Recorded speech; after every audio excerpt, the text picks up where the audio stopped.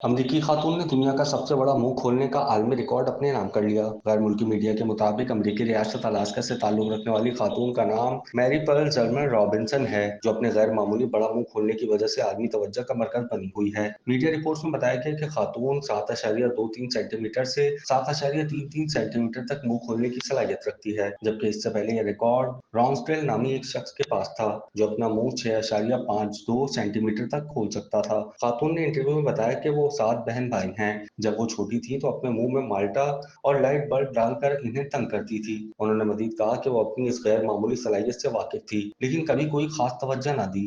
लेकिन जब इन्हें मालूम हुआ कि दुनिया का सबसे बड़ा मुंह खोलने का एक आलमी रिकॉर्ड भी है, जिसे तोड़ने का फैसला किया और अब Guinness book of world record अपने नाम कर लिया है। क्या आप कारोबार की तशहीर चाहते हैं या सोशल मीडिया प्लेटफॉर्म मैनेज कराना चाहते हैं? तो देर कैसी, अभी राब्ता करें ओनली न्यूज की टीम से। हमारा कॉन्टैक्ट नंबर आपकी स्क्रीन पर है।